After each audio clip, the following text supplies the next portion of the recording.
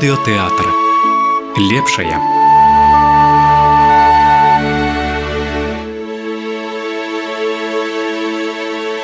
Рады вітаць вас, шаноўныя слухачы, на канале Культура. З вами Уладзімір Трапянок.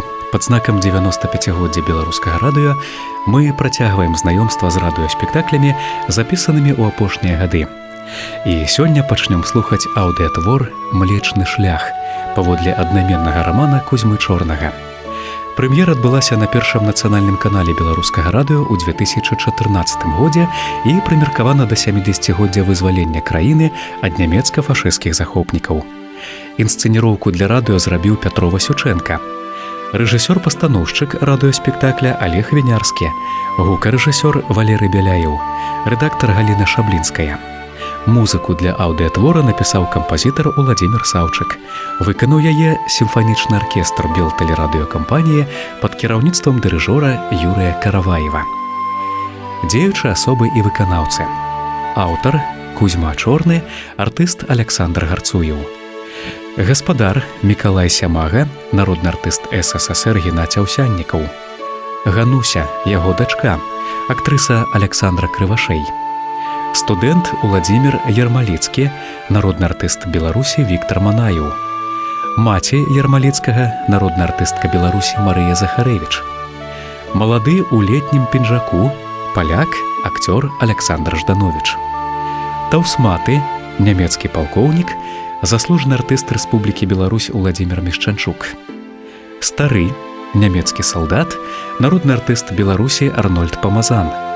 Трунар, чэх Эдвард Новак, заслужаны артыст Рэспублікі Беларусь Андрэй Душачкін. Нямецкі афіцэр, народны артыст Беларусі Мікалай Кірычэнка.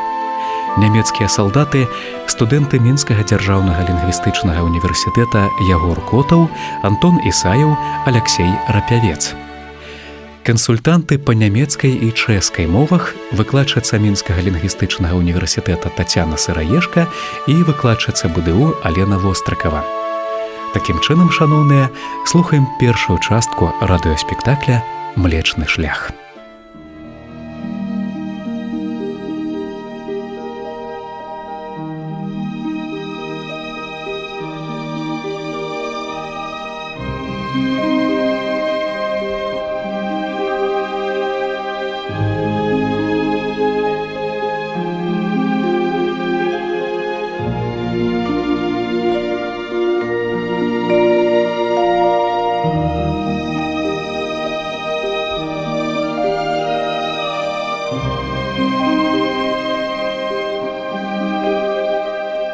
Касмічная, дзівоснага хараства музыка. Гэта музыка зорнага неба, перасыпанага дыяментамі далёкіх і блізкіх сонцаў, рубінамі паміраючых зорак, мігатлівымі пульсарамі, чорнымі дзіркамі, якое перасякае млечны шлях, зорная дарога, што вядзе дадому, у вырай, як верылі нашыя продкі-язычнікі, або у нікуды.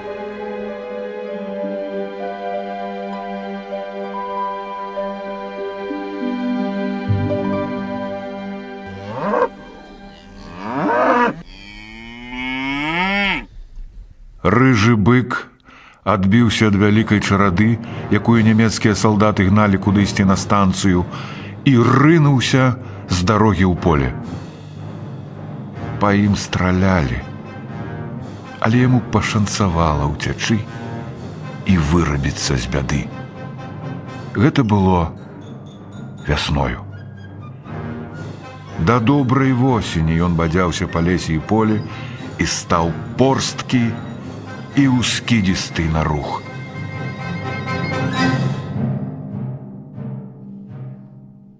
Боже мой, Боже,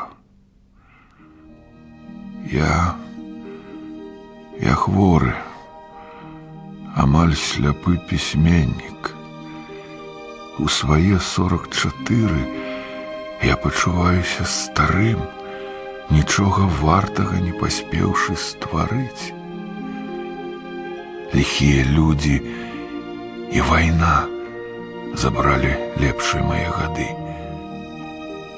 Божа, Божа, ты падараваў мне нарэшце надзею. Можа, заўтра, можа, паслязаўтра наша армія забярэ Менск. Фашыстоўская навалач прэ з Беларусі на ўсе застаўкі. Падыходзіць канец нашым пакутам. Дзякаваць Богу, і хвароба мая пакідае мяне.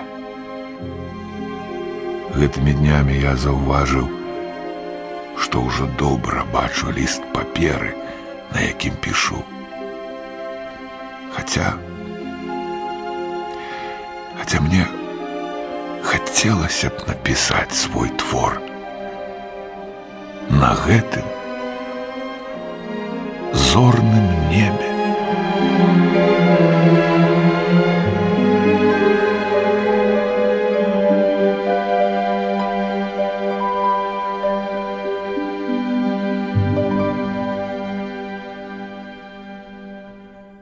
Як начамі пачала мерзнуць зямля, рыжы бык пачаў худнець. Рыжы бык. Ці пра гэта варта пісаць на зорным небе? Я ж збіраўся напісаць твор пра беларуса на вайне у атачэнні сваіх еўрапейскіх суседзяў. Я ж ніколі не меў магчымасці пісаць тое, што самае важнае беларускай літаратуры, і дзе б я сапраўды павярнуў бы горы. А то ўсё пішу на ўсялякія прамежныя тэмкі, пасля якіх думаў, што пазатыкаю горлы дурням і брахуном, і тады ўжо вазьмуся за тое вялікае, што хачу і магу напісаць. Дай Божа па-сапраўднаму ачуняць. Пасля вайны буду пісаць, як хачу і магу.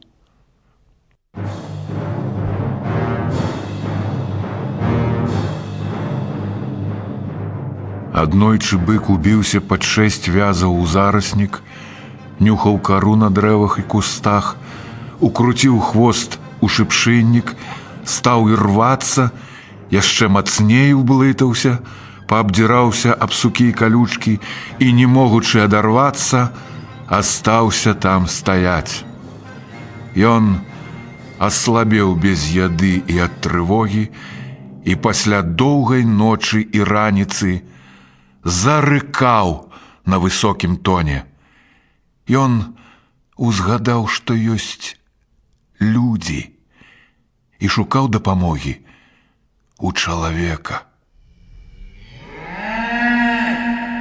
Жывёліна прасіла ратунку. Рэха ішло па лесе.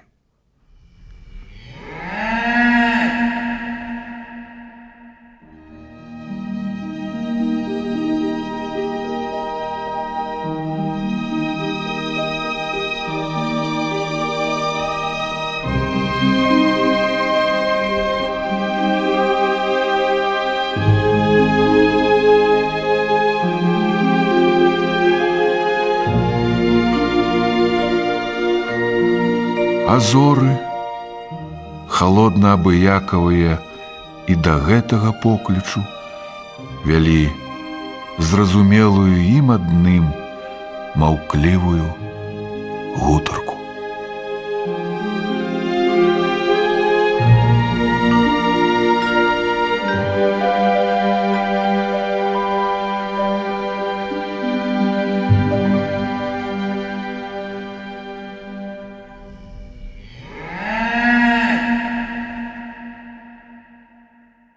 І вось на планеце, якая здавалася мёртвай, з'яўляюцца людзі.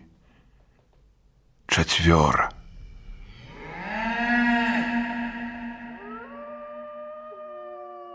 Рыканне няшчаснай жывёліны, што трапіла ў пастку, паклікала іх з цемры і лесу, як бы кожны пачуў ім: пара, час настаў. Ён клікаў людзей. І вось паказаліся людзі. З розных бакоў абступаюць яны згустак цемры, што хавае быка. У рухах і паводзінах людзей узаемныя хіжасць, страх і недавер. Вот же ён! Запытаўся у кустоў! Это ёсць бык! Бык! Мяса! Мяса! На быка! На быка! Яны вынырнулі з цемры. Гэтыя быццам апошнія людзі на планеце або першыя на спустошанай вайною зямлі. Малады ў летнім пінжаку, таўсматы ў кажуху, стары і самы малады.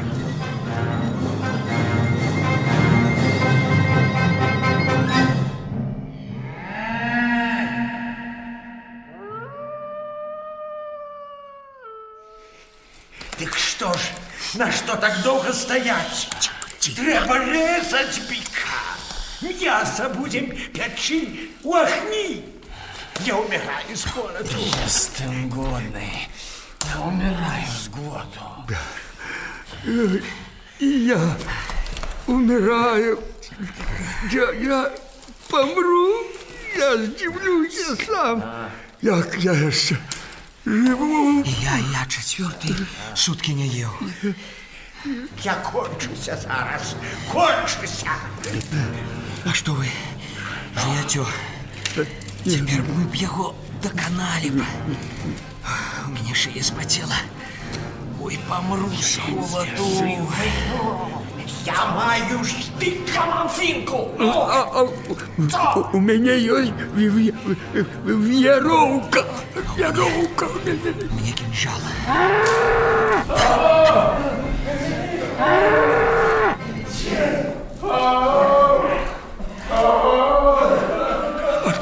Отцу, небезпеку. Зараз вирветься з пастки. На быка. На быка.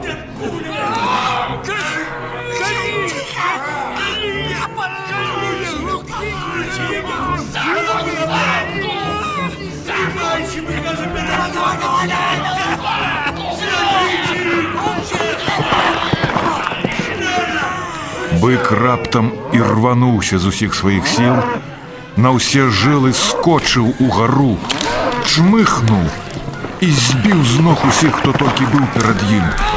Толькі куст шыпшыны хістануўся ў самую зямлю. Бык адарваўся ад яго і рынуўся у бягу.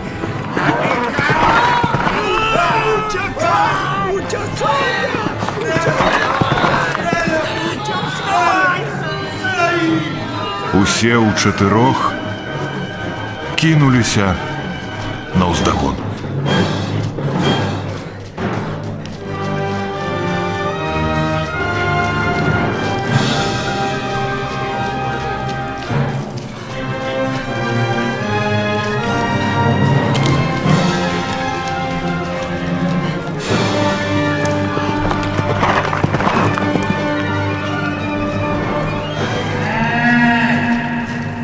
І мінулі яны ў чыстым полі вялікіх і малых пажарышчаў, дзе асмалкі тырчэлі з попелу, і попел быў, як вечны колер сатлелага жыцця.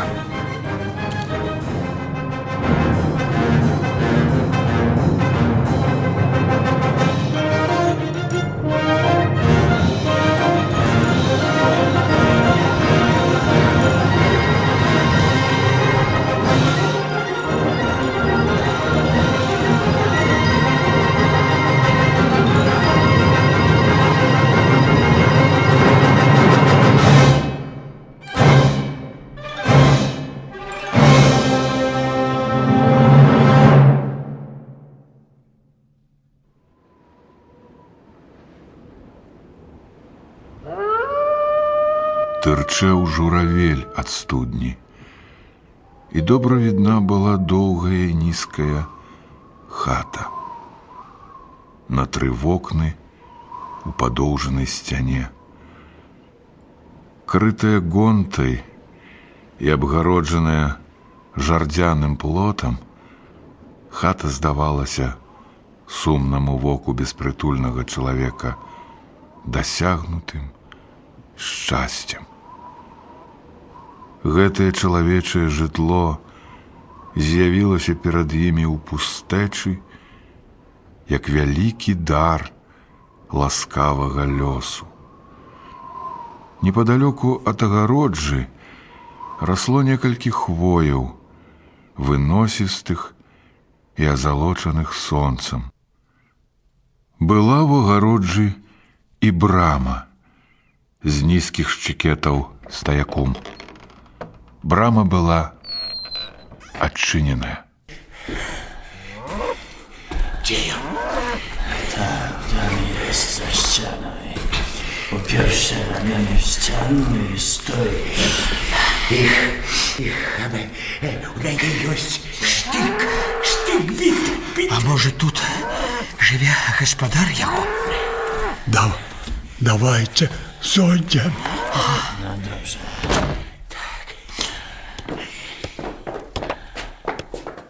У сенцах быў чалавек, заняты пільнай работай.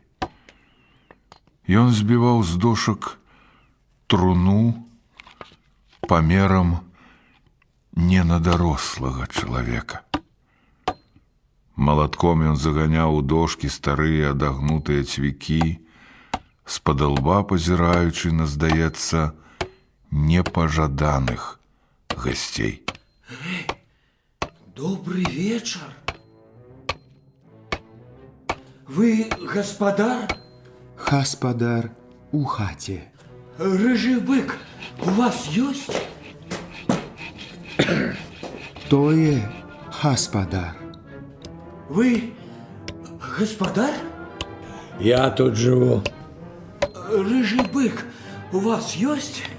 Ніякага быка тут няма. У мяне няма.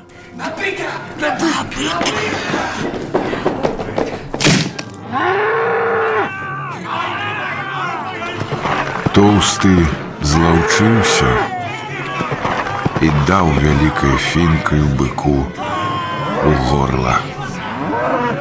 Бык упаў на сагнутыя ў каленях пярэднія ногі, і кроў хлынула з яго на мерзлую зямлю. Кроў пахла мокрым сіверам.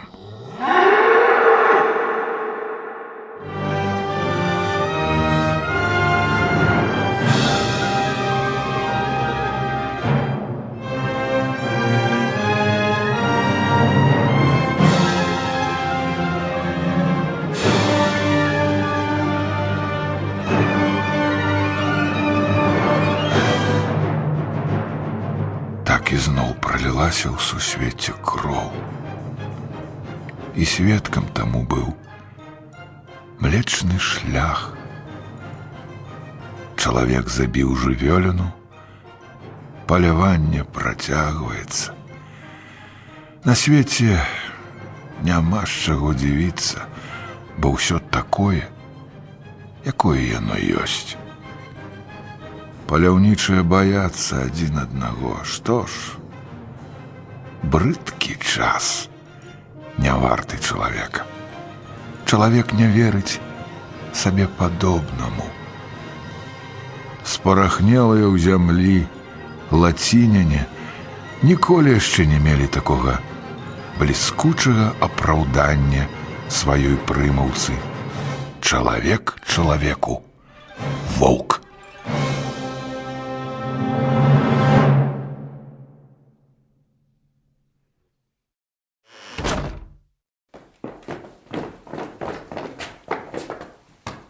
Ой, jestem głodny, choć raz coś ukusić. Choć raz. Один раз можно, а два не хопить. Чего ж вам просить есть, коли у вас только мясо? Берите чугуны и варите. A gdzie? Alte Schwein. Gdzie jest? Alte Schwein, приготуй чугуны. Чугуны готовы. Gdzie? Стоять у хати, только взять.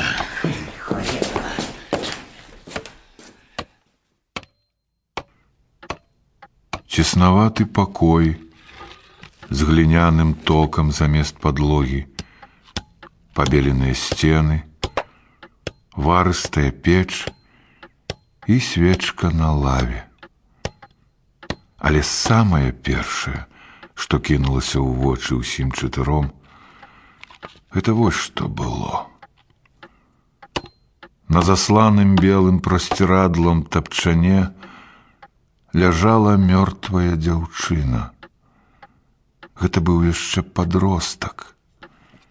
Сіняя паркалёвая спадніца абгортвала яе ногі, твар васковага колеру, худзенькі і дробны, лобік высокі. Зусім яшчэ дзіця была гэтая нябожчыца.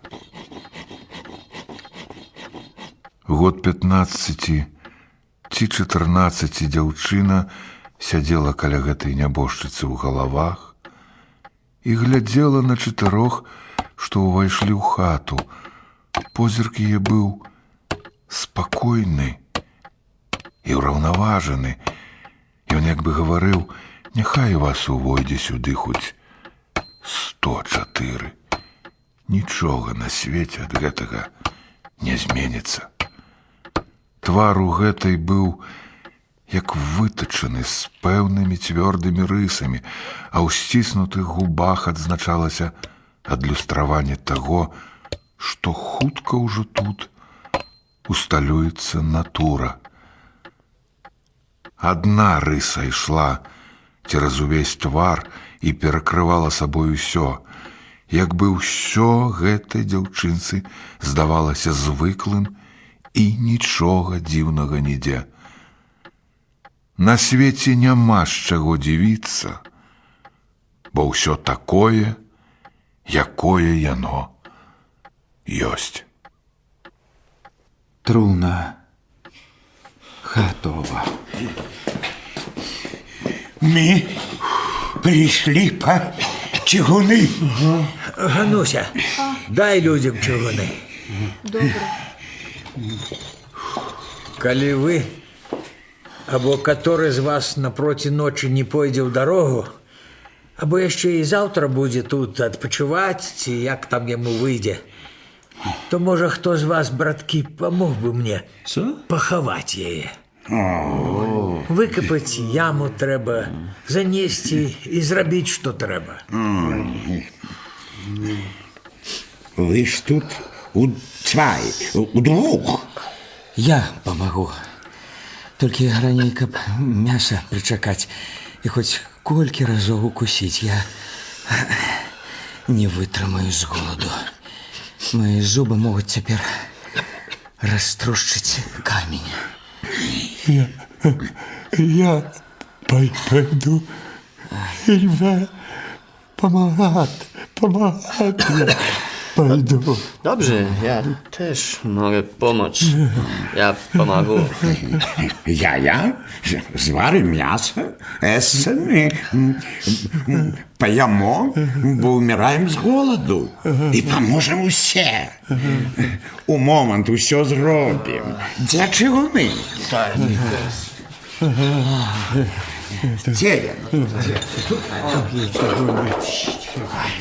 Стемнело, огонь здалеку видать. Варить треба у печі. Гануся, запалив печі. Я ще позавчора туди наклав дров. Час зацягнуўся так марудна і так нядобра. Усе ўчатырох сядзелі поплеч на лаве, апанаваныя прыкрым чаканнем.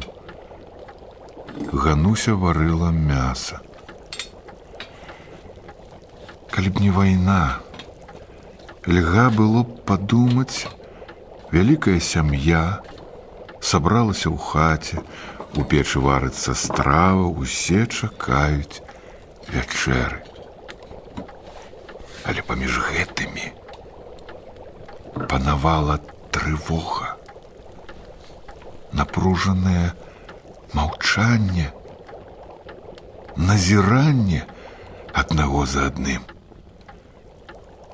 Самы ж маладзейшы з чатырох і таўсматы некалькі разоў, як згаварыўшыся, выходзілі на двор.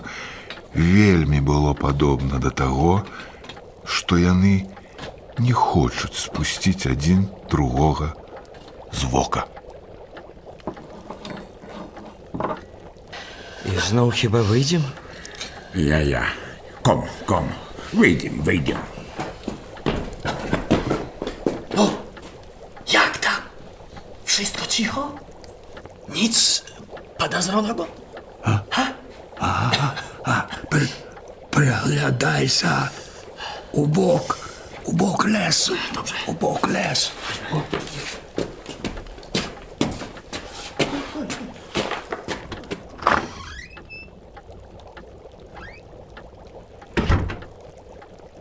Боже мой, Боже, чаго вы страх? Тихо і пусто. Нікога нідзе няма. Месяц узыходзіць. Чаго ты не спускаеш з мяне вока? Мы тут роўныя ўсе. Данкішон. Я не дзеля цябе, а дзеля сябе. Я сам хачу бачыць і слухаць, але ж ты за мной хочаш. Ну, што ж, няхай калі так, хто іншы выйдзе? Я пойду і буду довго стояти на варте. Мясо павінна зварыцца ўжо. Готово. Данкішон, данке.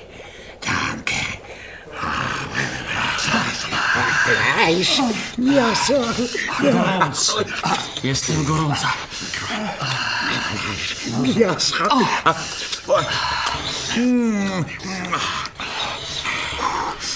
Есці на двары.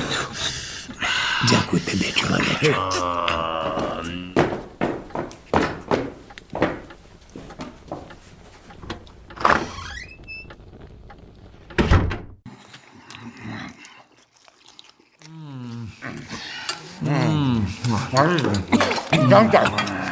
Данкішон. Я вже ситий. Я пойду. Куди? Стой, куди? Чого? Стоять. Помогти тому ховати. Nie, ja nie mogę, zimno, ja kończę z cholodu w tym pięczaku. Nie mogę.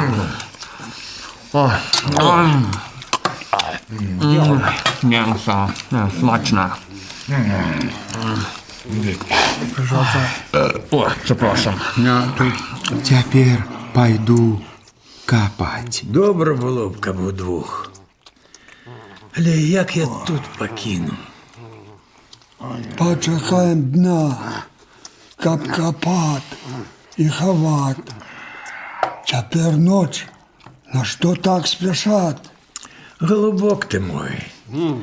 Она уже 4-й день лежит непохованная. Покуль мы достали дошек на труну, покуль цвяки з іх без начиння подоставали, покуль пилу знайшли на пожарище за лесом. Хто гэта померлая? Это моя дочка. Живая? И живая моя дочка. Я пайду. Что вы за люди? Но ты немец. Я чую с твоей оговорки. А ты кто? Откуль ты? Я, можа, пасля скажу. Ну, добро. Я и забылся, что человеку страшно показывать свою душу перед человеком. Ну, хто пойде? Дик хадем. Лопата якраз єст. Я пойду. Треба ж кому тут застаться. О, трунар застанется. А я поведу людей на месте. Я теж туди застануся. Добро. Оставайся. Ходемте, люди. Ходим.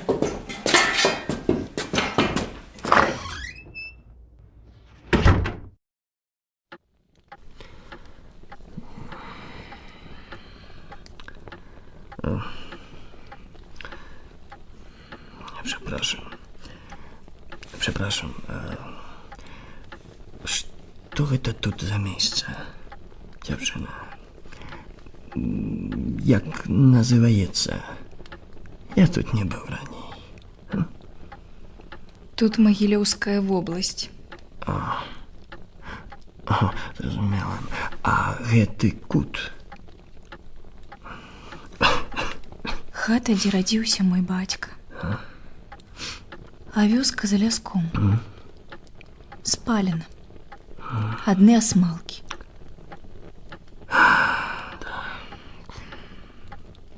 А ці тут праходзіць шаша паміж Москвой і Варшавай?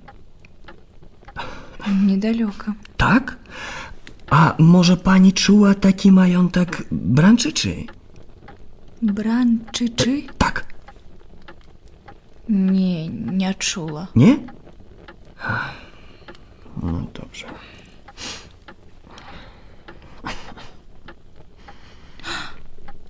Свечка. Zgasła. Proszę. Zabawki. Дякую.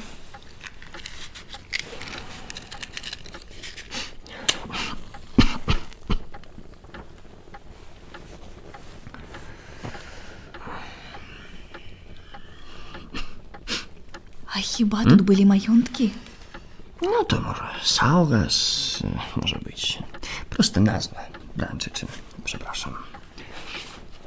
Малады ў летнім пінжаку падышоў да чалавека, што так пільна стаяў над нябожчыцай. Земржелим, пане, а світлу А вы, пане, вічне. ведаеце Бранчычы? Ну, на самой шашы. Коли ведаеце, ну, выведите мне на дорогу. Аме. Да боже мой, боже, ну что вы, пане, молчите? Вам тяжко слово сказать, ну. Ён моліцца, не чапайце яго! Той раптам схіліў галаву і перахрысціўся. Па-каталіцку. 5 пальцамі.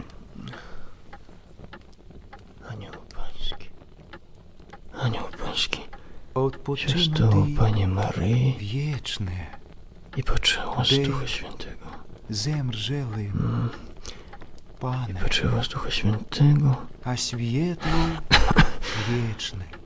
Здравась, Марія. і Ласки певне пан з тобою.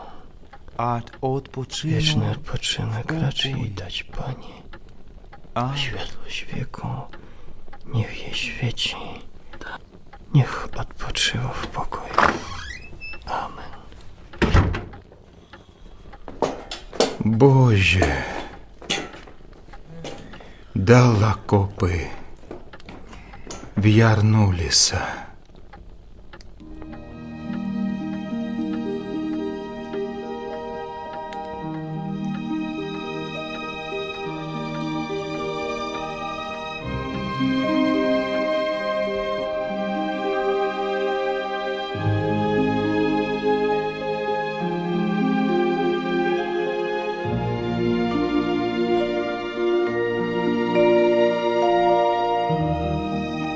Не ведаючы адзін аднаго, яны у невядомым ім месцы нядаўна выкапалі магілу невядомай ім асобе.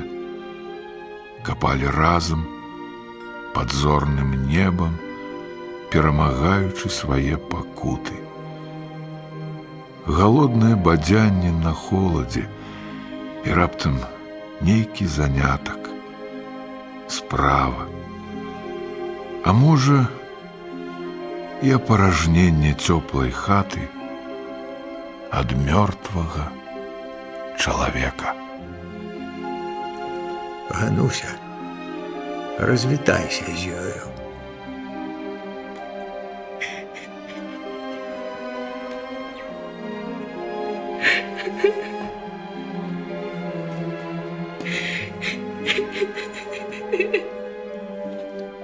Поплачь, поплачь.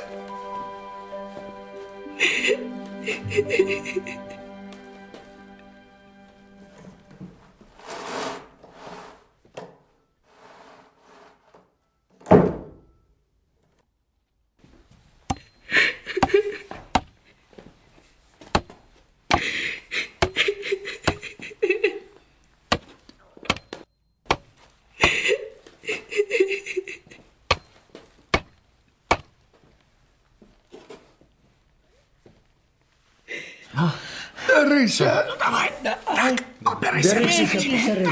Не всі одразу. Понесли?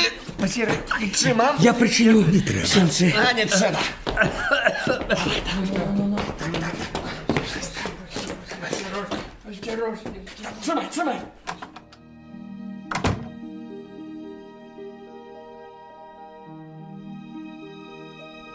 Ноч стаяла у самым сваім разгары. Яна была ясная, поўны месяц стаяў высока, і ў гэтай частцы неба не было зор. Мароз без ветру і цішыня. Аднойчы мне здалося, што сусвет памёр, а гэтыя зоры туманнасці галактыкі, зяючыя трупы. То ж бо яны ад нас за тысячы і мільёны светлавых гадоў.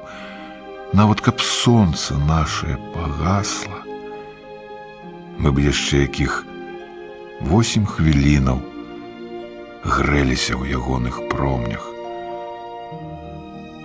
Можа, мы на нашай планеце астатнія, хто жыве яшчэ ў гэтым мёртвым сусвеце. Так апанавала мяне вялікая вусціш, якой так баяцца філосафы і адзінокія людзі. І я зразумеў, што адчуванне моўкнасці сусвету страшней за смерць. А зоры шапталіся, пераміргваліся і пацяшаліся з маіх бздураў. І я тады паспакайнеў.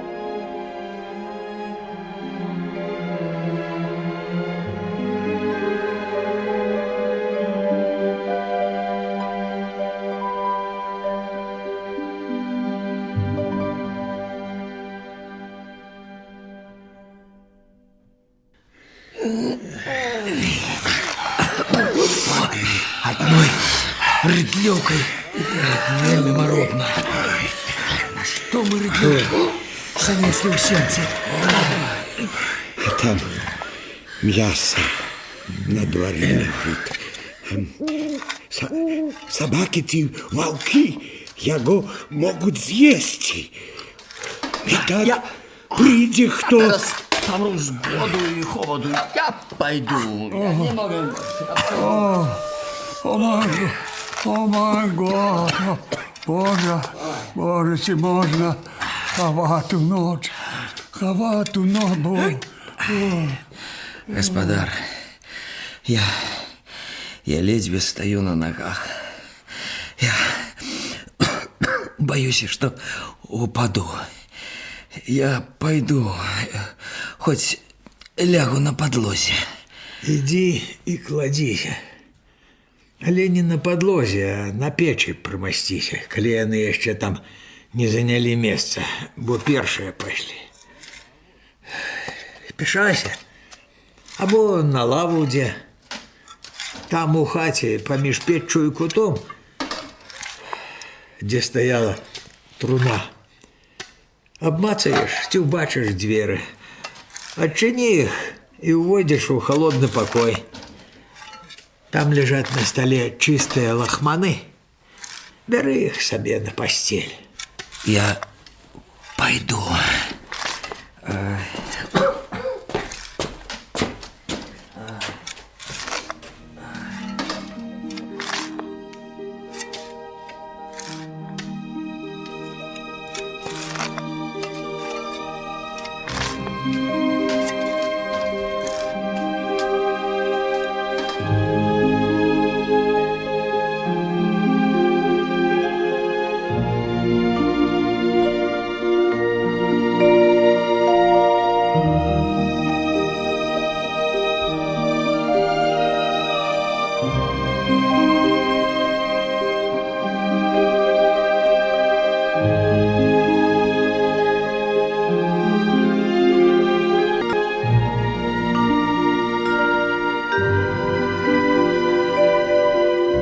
Каб ведаць, што гэта за людзі. Кожны з іх ратуе сябе.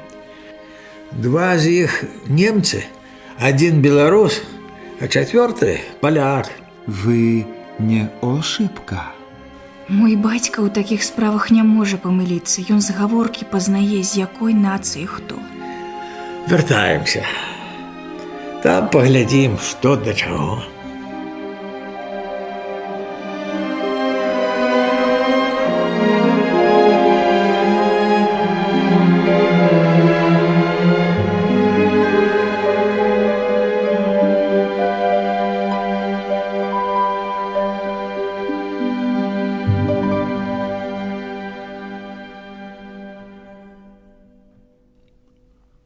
Утраіх увайшлі яны ў сенцы і убачылі, што бычынае мяса вялікімі мерзлымі кавалкамі ўжо ляжала тут, на зямлі.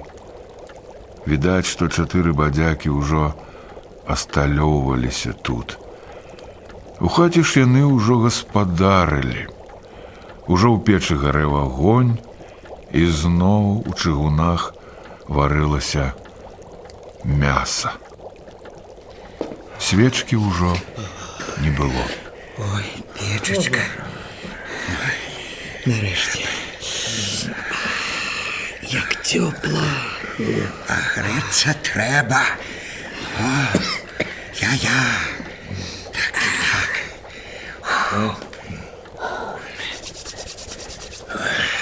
Słuchaj, a kto tedy, że tam w pokoju leżyć odzieża? Ty już z gospodarzem pośpiał posiebrałeś do nas. Dawaj mnie. Ну на, бяры. Dziękuję. Trzeba dostawać mięso i jeść. Сырое jeszcze.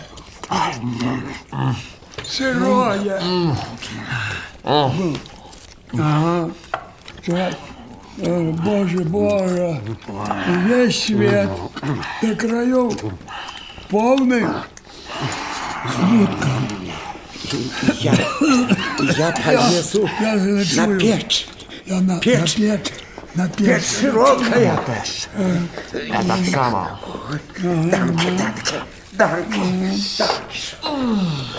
Мне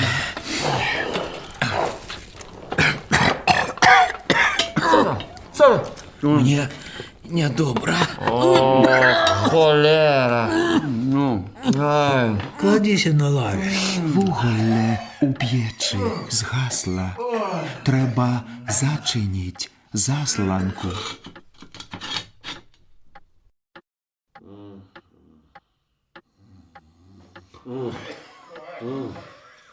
Złożyłem przysięgę przed sprawiedliwością. Przez światu żywić nienawiść. Бацька, Фашистów, дзе ты? Тут, при вакне. póki będę żył. Бацька, я больше не могу спать. Треба причакать дня. Будем чекать дня, Гануська.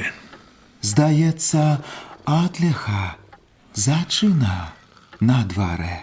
Татуля, бацька, ужо ноч праходзіць. Так і ўсё гэта злое мінецца.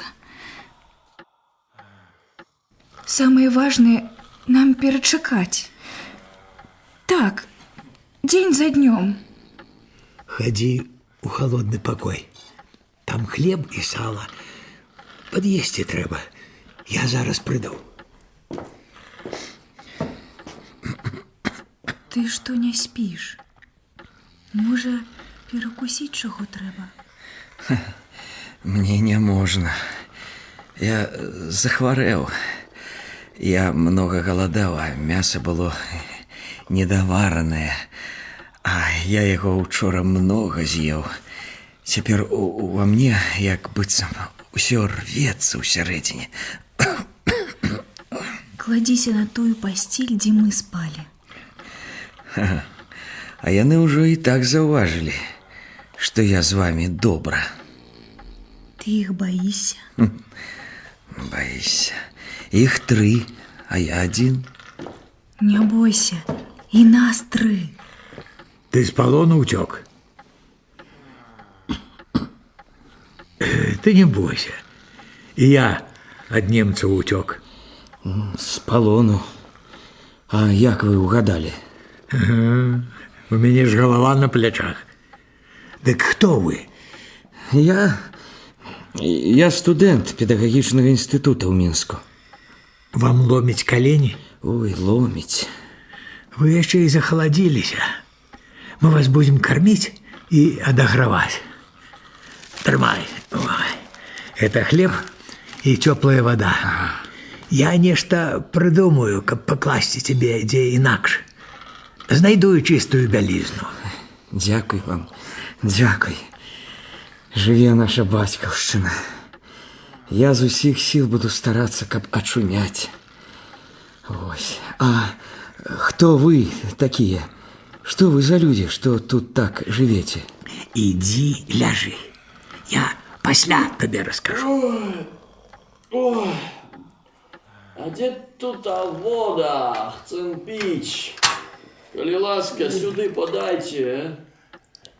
Ой. І мне, калі ласка, вады.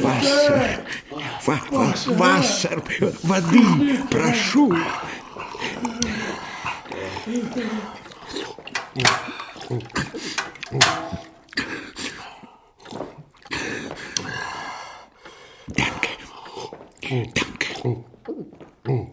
Спасибо.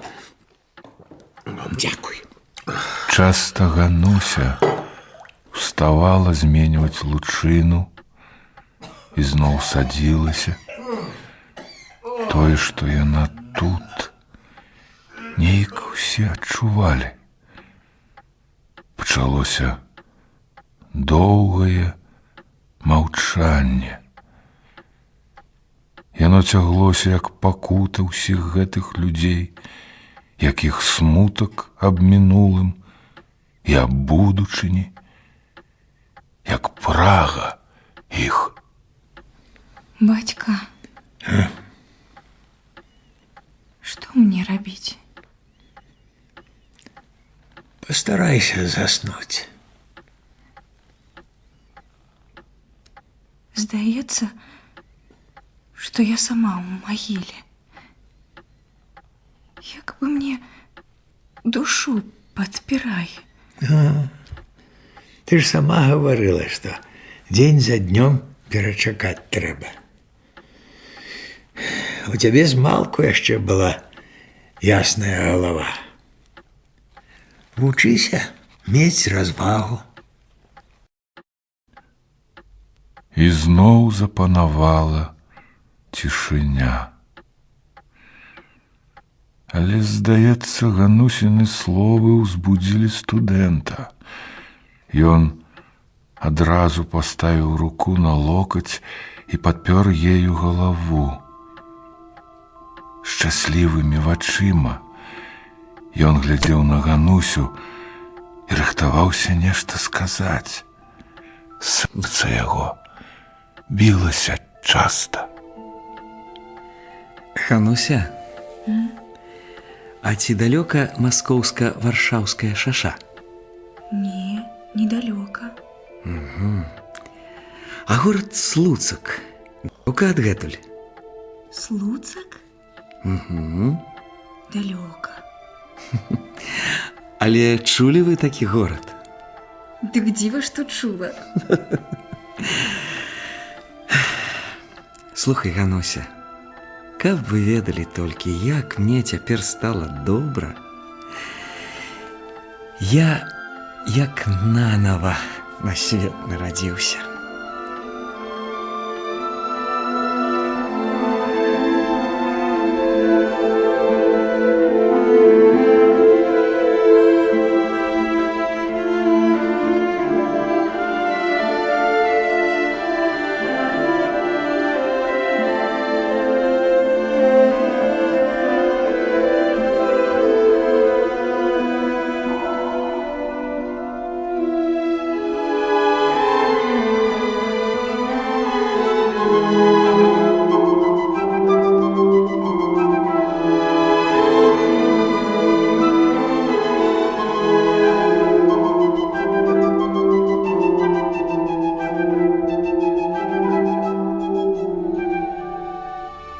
На канале «Культура» гучала першая частка радыёспектакля «Млечны шлях» паводле аднайменнага рамана Кузьмы Чорнага. Інсцэніроўку для радыё ажыццявіў Пятро Васючэнка.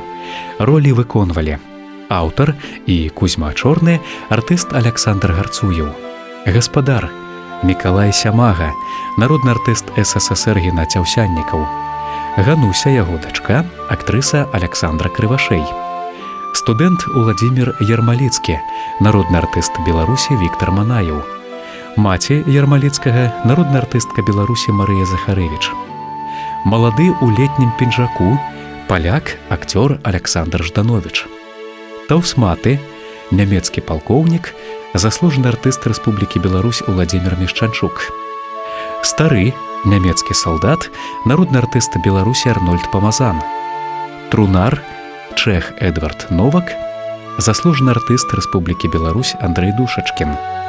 Нямецкі афіцэр, народны артыст Беларусі Мікалай Кірычэнка, нямецкія салдаты, студэнты Мінскага дзяржаўнага лінгвістычнага універсітэта Ягор Котаў, Антон Ісаеў, Аляксей Рапявец.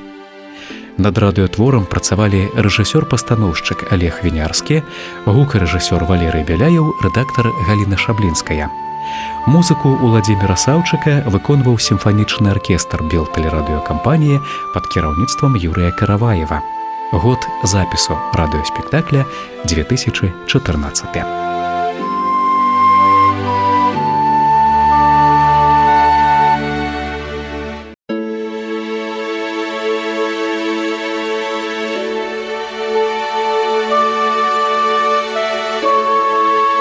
Радыётэатр. Лепшае. Усім слухачам канала «Культура» шчырае прывітанне дасылае Уладзімір Трапянок. Сябры, напярэдадні юбілею беларускага радыё, а 15 лістапада нам споўніцца 95 гадоў, знаёмімся з арыгінальнымі радыёспектаклямі, запісанымі ў 21 стагоддзі. Сёння працягнем слухаць аўдыатвор «Млечны шлях» паводле аднайменнага рамана Кузьмы Чорнага. Нагадаю, спектакль стварылі ў 2014-м да 70-годдзя вызвалення краіны ад нямецка-фашысцкіх захопнікаў. Інсцэніроўку для радыё зрабіў Пятро Васючэнка, рэжысёр-пастаноўшчык Олег Вінярскі, гукарэжысёр Валерый Бяляеў, рэдактар Галіна Шаблінская, музыка кампазітара Уладзіміра Саўчыка. Дзеючыя асобы і выканаўцы. Аўтар Кузьма Чорны, артыст Аляксандр Гарцуеў. Гаспадар Мікалай Сямага, народны артыст СССР Геннадзь Аўсяннікаў. Гануся, яго дачка, актрыса Аляксандра Крывашэй. Студэнт Уладзімір Ярмаліцкі, народны артыст Беларусі Віктар Манаеў. Маці Ярмаліцкага, народная артыстка Беларусі Марыя Захарэвіч. Малады ў летнім пінжаку, паляк, акцёр Аляксандр Ждановіч. Таўсматы, нямецкі палкоўнік, заслужаны артыст Рэспублікі Беларусь Уладзімір Мешчанчук. Стары, нямецкі салдат, народны артыст Беларусі Арнольд Памазан. Трунар, чэх Эдвард Новак, заслужаны артыст Рэспублікі Беларусь Андрэй Душачкін. Нямецкі афіцэр, народны артыст Беларусі Мікалай Кірычэнка. Нямецкія салдаты, студэнты Мінскага дзяржаўнага лінгвістычнага універсітэта Ягор Котаў, Антон Ісаяў, Аляксей Рапявец. Кансультанты па нямецкай і чэшскай мовах, выкладчыца Беларускага дзяржаўнага лінгвістычнага універсітэта Тацяна Сыраешка і выкладчыца БДУ Алена Вострыкава. Такім чынам слухаем другую, заключную частку радыёспектакля «Млечны шлях».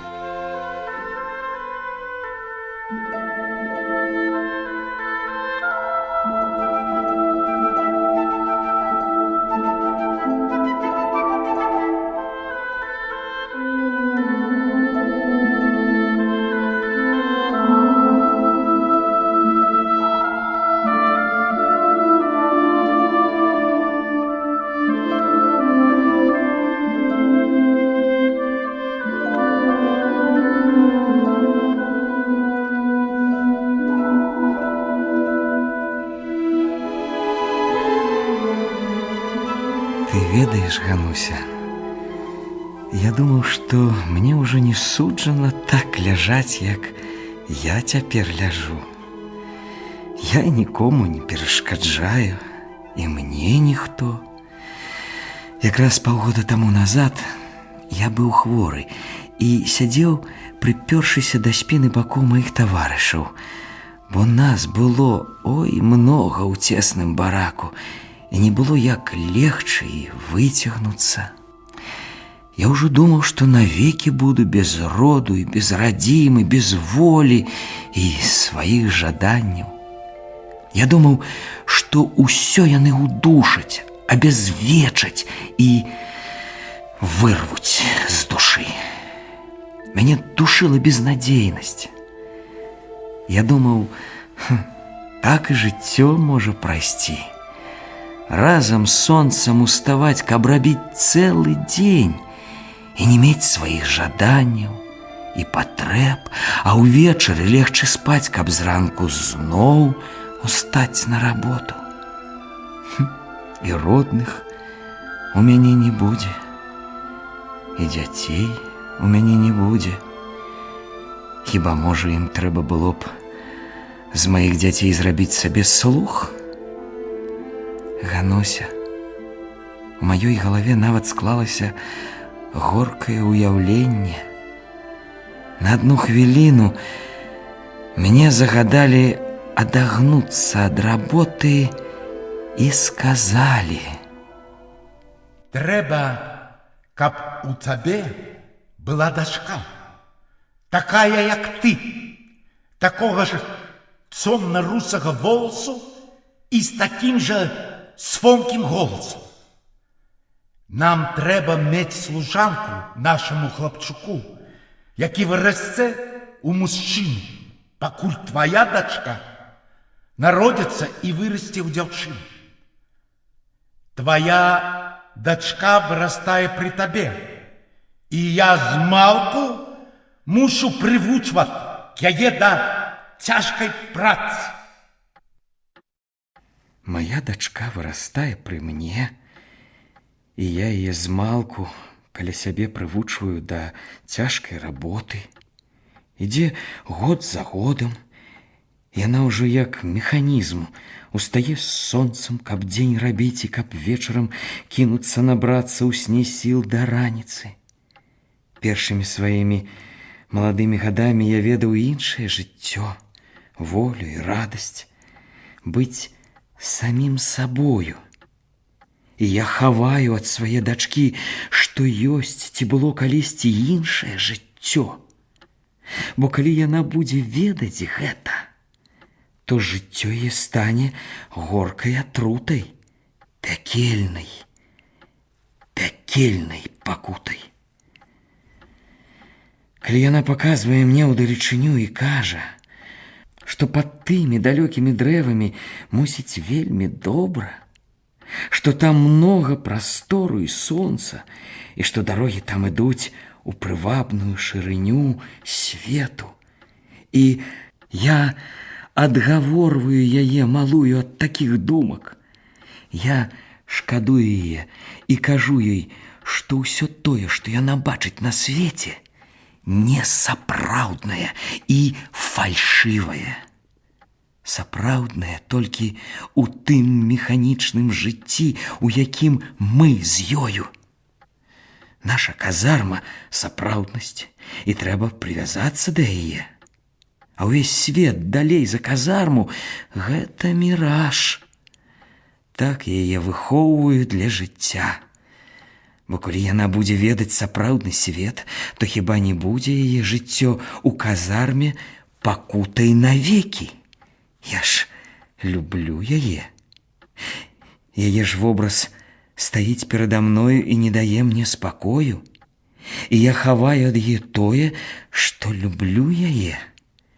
Я стараюся сухасцю і механічнасцю вытруціць з яе душы прыродныя пачаткі замілавання і прывязанасці да блізкіх, бо іх жа яна праз усё жыццё не будзе мець.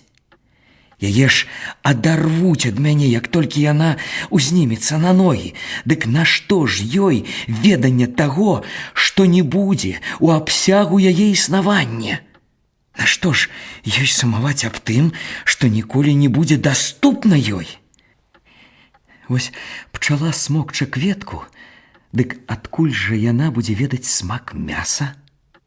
А каб у гэтым мудрым законе прыроды адбылося нейк раптам непаразуменне, і пчала ўведала, што ўвесь свет месціцца не толькі ў кветцы, што ён у незлічонасць разоў большы, але ж і недаступны ёй.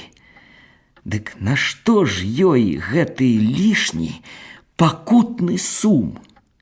Дзе знайсці яму апраўданне? Жыццё маё стала пакутай яшчэ ад гэтага ўяўлення майго. Гэта стала маім кашмарам. Вобраз дзяўчынкі не адыходзіў ад мяне. Аднойчы я ўбачыў, што немец, які стаяў на варце на выхадзе з нашага лагера, як бы задумаўся, і было цемнавата. Якое шчасце! Аж скалануўся я ўвесь. Я падышоў бліжэй да немца, азірнуўся, шчасце. Нікога няма. Wer ist da?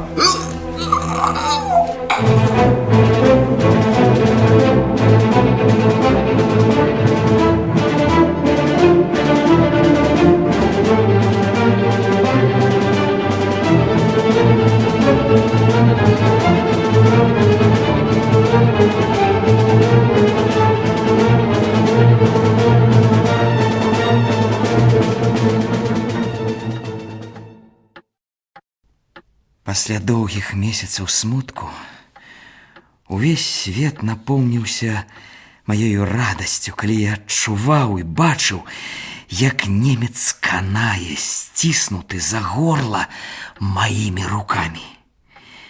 Я лёг і папоўз за агароджу. Праз кіламетраў 2 я ўстаў і пайшоў. Я хістаўся ў бакі ад слабасці, і ў вачах маіх зямля як бы падала ў бяздонне. Над поўнач стала чорнае неба, і вісеў месяц, хоць неўзабаве ён знік. Млечны шлях ішоў праз усё неба.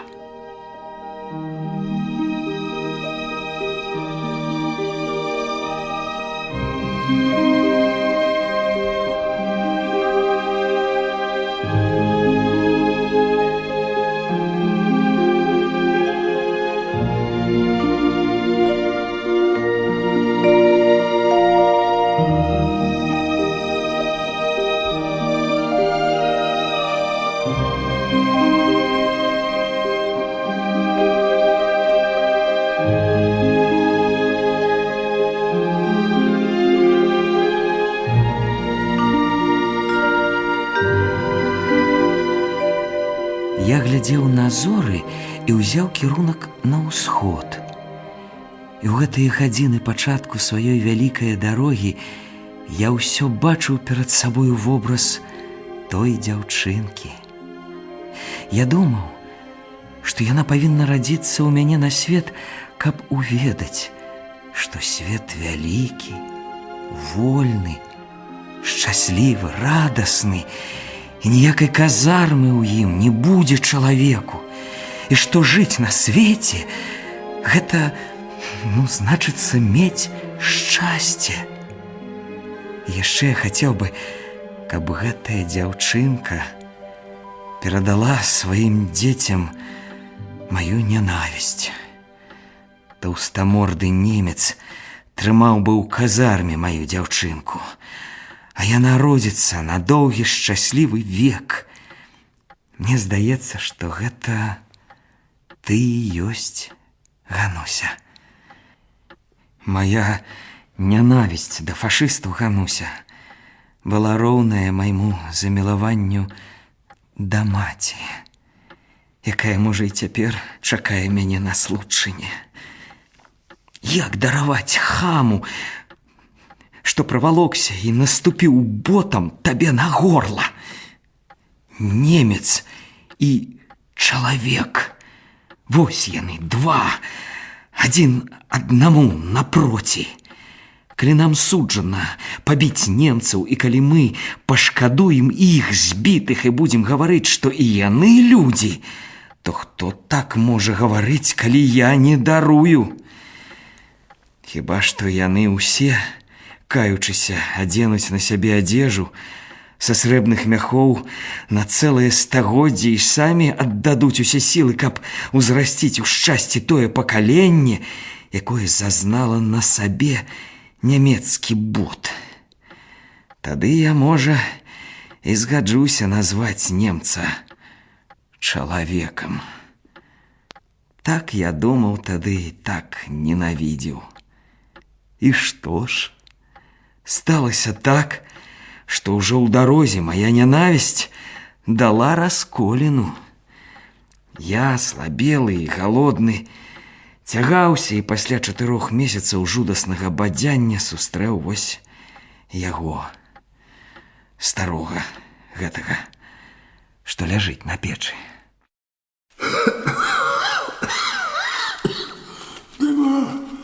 Нема сил. Вот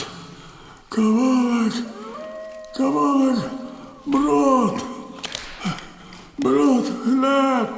хлеб, пита. Иди за мной. Сил нема. На моих плечах сидит смерть. Смерть сидит.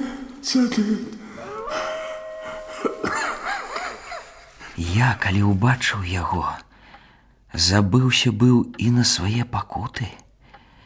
Сэрца маё сціснулася ад жалю. Ён пачаў гаварыць, і я пачуў, што гэта немец. Я сціснуў зубы. Гэта была новая моя пакута. бачыць чалавека ў няшчасці і не мець у сабе сілы выйсці з чэрствасці і халоднасці. Трымайся за мяне.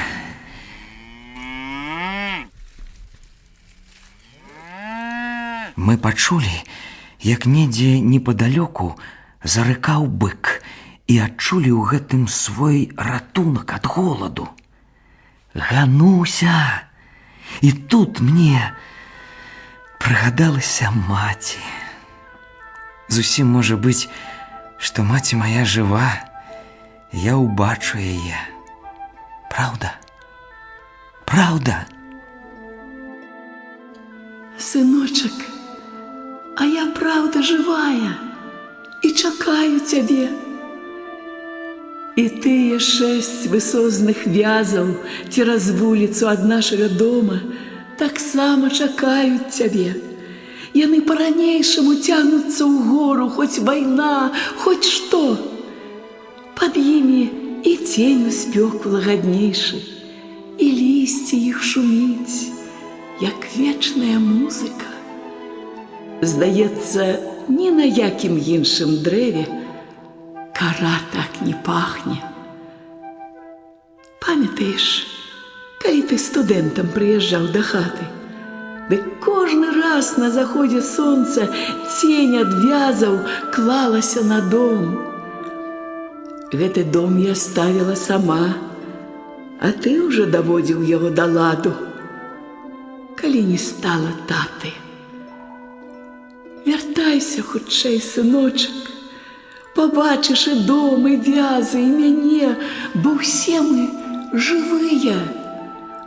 Праўда, вязы цягнуць ды цягнуць сваю голлю ў гору да нябёсаў, а мы, старэючы, хілімся долу.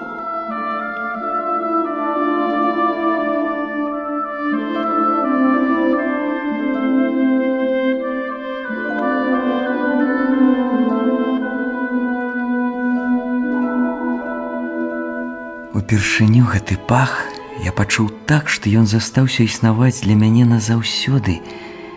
Гэта калі мне было год, можа, 3 ці 4.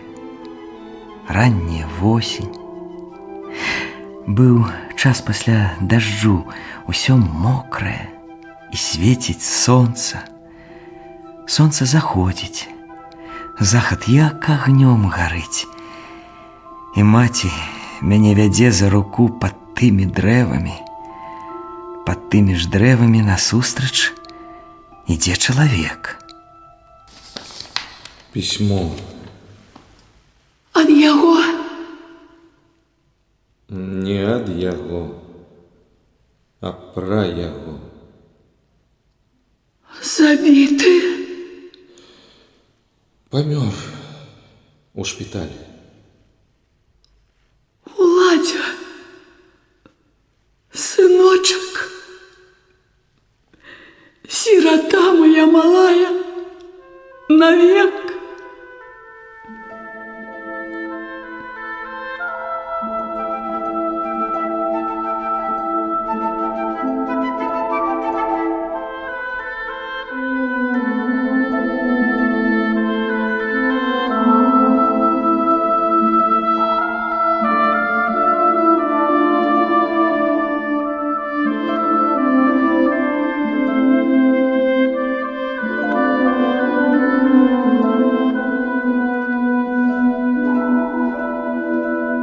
Я вучыўся ў педагагічным тэхнікуме і ўжо год быў настаўнікам. Тады я і давёў да дасканаласці свой дом. Дом той малы, у ім всяго 5 вокон, але ў ім частачка мае душы. Я панасаджваў там многа дрэў. Дарогу я абсадзіў таполямі кіламетраў на 4. Я тлумачыў дзецям, што кожны чалавек трэба, каб пасадзіў на сваім вяку хоць бы адно дрэва і паставіў, калі не дом, дык хоць хату. Гэта ўсё перажыве яго і астанецца людзям. Калі-небудзь прыйдзе час, што чалавека такога не будзе па ўсім свеце, які не меў бы дзе прыхіліць галаву. Так мы павінны дбаць аб усім на свеце. Аб усім. Няхай жыве ўсясветная дбайнасць аб кожным чалавеку, які толькі хоць дзе на зямлі радзіўся на свет. І чорнае пракляцце таму, хто паліць і разбурае. На другі дзень, як толькі пачалася вайна і я адыходзіў у армію, я пакінуў тым родным доме сваю маці. Я, здаецца, яшчэ чую пах яе мілых рук, валасоў і цеплыню яе твару, калі яна цалавала мяне на развітанне.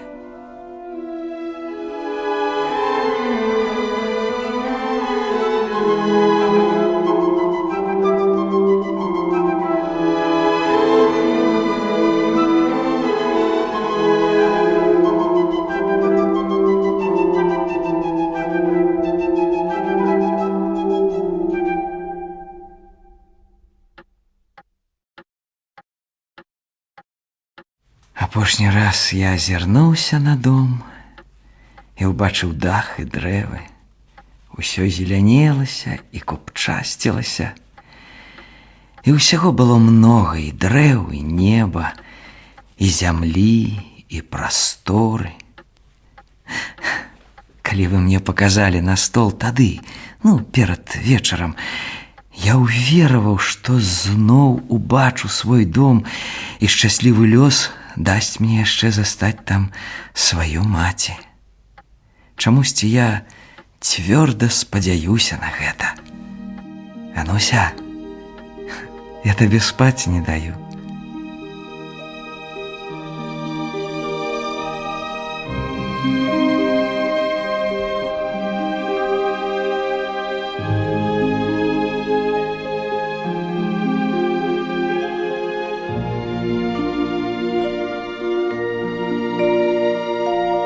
Млечный шлях. Мои продки-язычники называли тебя Птушиным и верили, что ты показываешь птушкам их дорогу у вырай, у счастливый и щедрый рай, полный дичиной и збожжем, куды рано ці поздно перебереться усё чалавецтва, каб стаць неўміручым. Куды ты сёння вядзеш мяне, маіх герояў, што жывуць ува мне? Дадому, да майго дому і маіх вязаў, у Цімкавічы, якія вось-вось вызваляць ад ворагаў, у светлы і шчасны рай, дзе няма хваробаў і болю, або у нікуды. Чалавек яшчэ не навучыўся разумець мову зораў.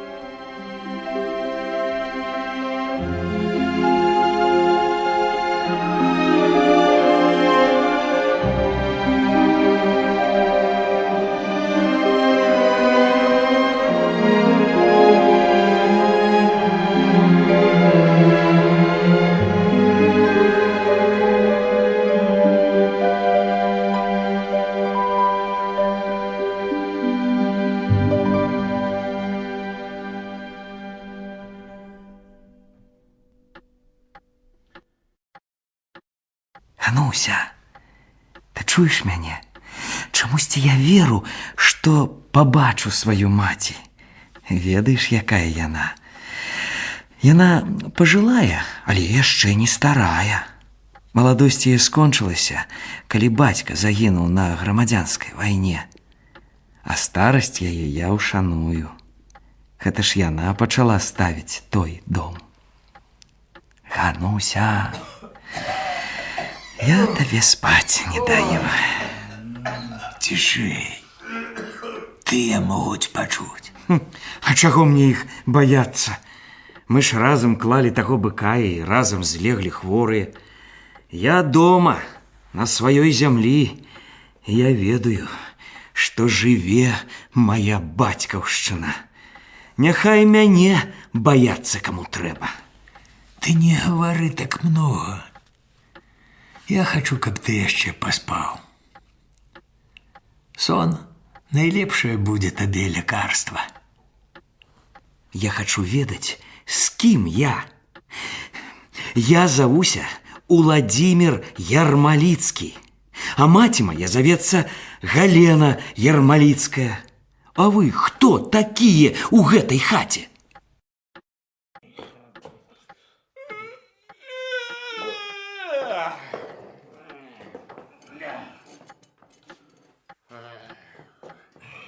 Усе папрачыналіся, пазлазілі з печы, паселі хто дзе і глядзяць чамусьці на Ганусю, як быццам яна развяжа усе іх пытанні і турботы. Цяглося маўчанне. Няспешна, як бы неахвотна, пачынае гаварыць гаспадар. У той час, калі ты быў у сваім вялікім падарожжы, я хаваў сваіх нябожчыкаў. Разам з сваёй Ганусей я іду ў наш заўтрашні дзень. Як магу, я пільную яе душу, каб яна не абязвечылася і захавалася такая, якая і была змалку. Я сам і Гануся з Мінска. Я навуковы работнік Беларускай акадэміі навук. Завуся я Мікалай Сямага. А маладосць маёй маці скончылася яшчэ на пачатку імперыялістычнай вайны. Бацька спярша палавічнік на чужой гаспадарцы, а пасля сам гаспадар імкнуўся вывучыць мяне, ашчаджаў ад простай работы. Пасля яго смерці мяне на доўгія гады агарнула думка, што буду настаўнікам і дзе-небудзь у глушы, каб не адрывацца ад прыроды. У жніўні 20-го года я канчаў Несвіжскую семінарыю, і ў гэтую ж восень мае думкі заняла новая асоба. Несвіжанка Надзея Богуш. Мы яшчэ занадта маладыя былі, каб разабрацца, што гэта да нас прыйшло, шчасце ці няшчасце. Мы як ап'янелі адно ад другога. І гэтую радасць маладосці раптам задушыла няшчасце, якому не было меры. Адразу, як громам, яно зламала наша жыццё. Прыйшла навіна, што за 30 кіламетраў ад Нясвіжа на ўсход дзяржаўная граніца. Душачыся смуткам, мы сабраліся ў дарогу з чужой дзяржавы і роднай зямлі. 4 сутак мы былі на нагах, спрабавалі то тут, то там перайсці граніцу. У адным месцы пагранічныя паліцыянты пачалі па нас страляць. Мы вярнуліся ў Нясвіж, і прыкрасць стала нашай звыклай штодзённасцю. Утрактаваў паліцыю, здабыў ненавіснае мне падданства і адкрыў у сябе школку, дзе вучыў дзетак беларусаў на роднай мове. Гэта па мяне. Вось якім бокам адгукаецца родная мова для дзетак беларусаў. З роднай мовы, што Бог уклаў у вусны, пачынаюцца нашыя пакуты. Прабач, Надзейка, беражы сябе і дзіцятка, што народзіцца. Бывай.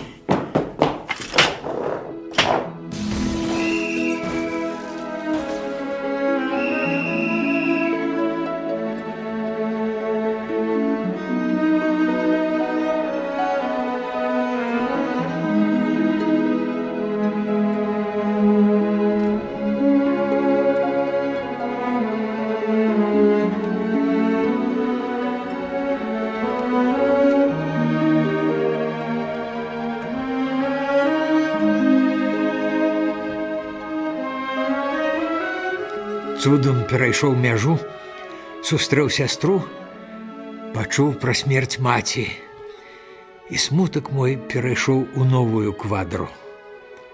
Страшная здагадка, што сям'я страчана навекі, завалодала мной. Пачаў слаць у несвіж лісты. Божа літасцівы, што гэта здарылася? Адтуль пісьмо ад Надзеі і ад іх, ад дачок-блізнятак, Ганусі і Марыны. Я ўбачыў іх польскія подпісы. Жах агарнуў мяне. Прышэлец на родную зямлю, чужынец вырывае іх душу і на яе месца пакінуць хоча сваю. Гэта было мне як злая атрута. Увосень 39-го года я праходзіў у знаёмыя мне сенцы, і здавалася, што сэрца разарве мне грудзі. Як жывыя сведкі змарнаваных гадоў жыцця стаялі перада мной Гануля і Марына, разам з Надзеяй і імі дзвюма. Я адразу выехаў у Мінск. Мы з Надзеяй ашуквалі сябе, стараліся думаць, што нічога страшнага не адбылося, і да нас вярнулася шчасце. Але была безлітасная праўда. У нас не было ўжо нашага юнацтва. У кожнага з нас яно прайшло у сумнай адзіноце. А пасля быў 41 год, чэрвень. У гэты час ужо адбыліся першыя жудасныя налёты немцаў на горад.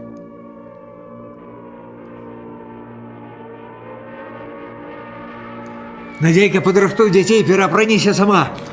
Праз палову гадзіны мы павінны пакінуць Мінск. Хутчэй, хутчэй! Каб жа не забыцца на самае пільнае. На лесвіцу, хутчэй!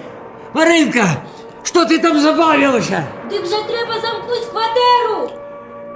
Бомба прабіла ўсе паверхі і разарвалася пры падмуроўцы.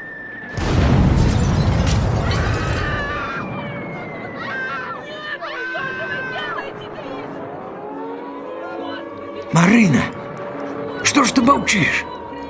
Да ці жывая ты? Тут жа каля сходу рушылася з месца сцяна. Яна рассыпалася на кавалкі і пацягла за сабою Надзею. Надзея ўпала на двор і апынулася пад сподам рассыпанай сцяны. Я знайшоў Марыну і падняў яе.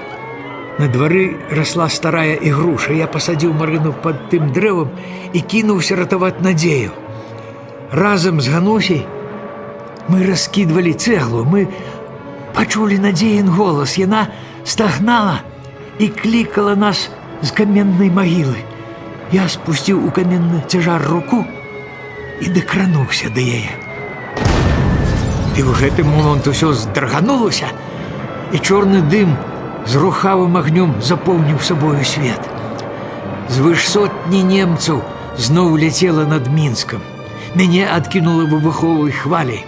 Над галавой калыхалася каменная сцяна. Суседні дом раскалоўся, гарэў і рушыўся.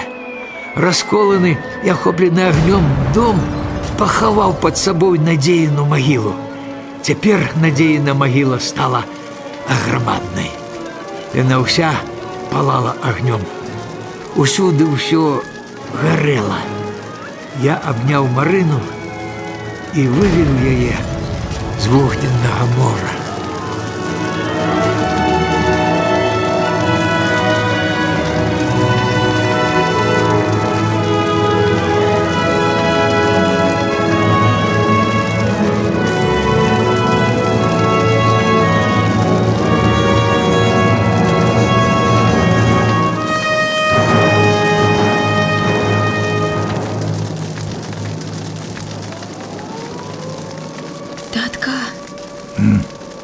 Гэта пажар?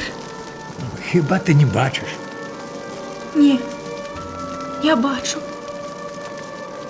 І я акамянеў ад жаху, бо зразумеў, што Марына сляпая. Сам з настроем, як у магіле, Я азірнуўся туды, дзе ў каменнай магіле гарэла моя надзея. Божа, няхай бы ты зрабіў так, каб яна пад агнём даўно ўжо была нежывая.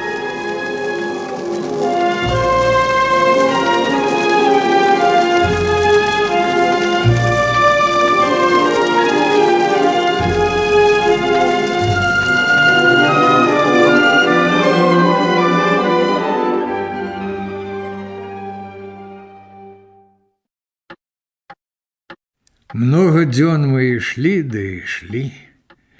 Праз 2 дні хады я пачаў гаварыць з дочкамі.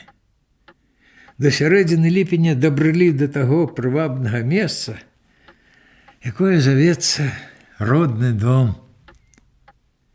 Марына ляжала слабая восень і зіму, а да вясны пачала хадзіць па двары.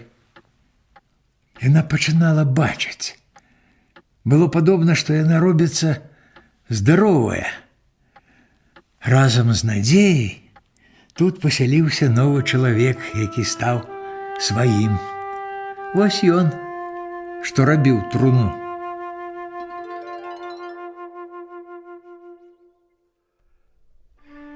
Я чех, Эдуард Новак, доктор пражской ваколицы. Мой татынек, калі умираў, сказаў мне: памятай, што некалькі пакаленняў чэхаў будуць жыць для таго, каб Чэхія асталася навек свабоднай. Мой татынек памёр за 2 гады да таго, калі немец каваным ботам стаў нам на горла. Немцы мобілізавалі мяне ў сваю армію. Я уцёк і туляўся, вымяняўшы у чалавека пад слонімам адзежу, пакуль не асталяваўся тут чакаць сваёй будучыні. Марына была ягоным галоўным клопатам. Ён раіў ёй лекі, спакой, цішыню і сон. Але лекі не выратавалі яе. А чаму так здарылася? Пад канец восені заблудны ці, можа, збіты з тропу немец скінуў тут свой груз бомбаў у чыстым полі і сярод дня. Тата! Татачка! Бомбы! Сцяна поехала. Мама живая. Я чую яе голас. Яна размаўляе з намі. Марына пачула аддалены грукат і змянілася з твару. У яе падсвядомасці пачалі ажываць карціны перажытага. Яна ўпала ў адчай і смутак. І хвароба яе вярнулася. І яна зноў пакінула бачыць. Я не адыходзіў ад яе. Мама живая. Яна засталася там, у нашым доме.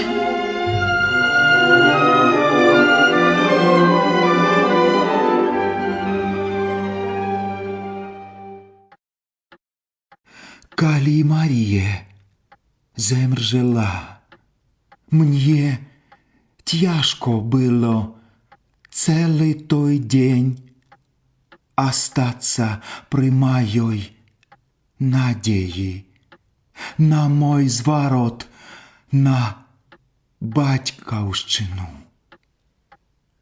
Я хочу соснить Марие, а тебе жадаю соснить твою маменьку у родным доме.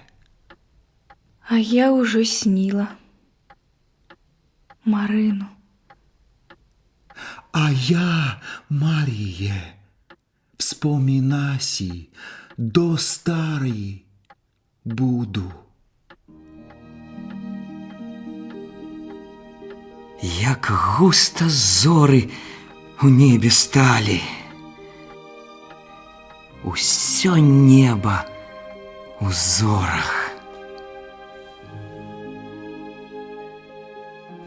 Лёг по небе шлях млечны, шлях злепленных зорок, поясом серебром, без конца и пачатку, и текуе, як месяц, з узгорку на узгорок, под ім лазить, мяняючы штоноч апратку. Млечны шлях.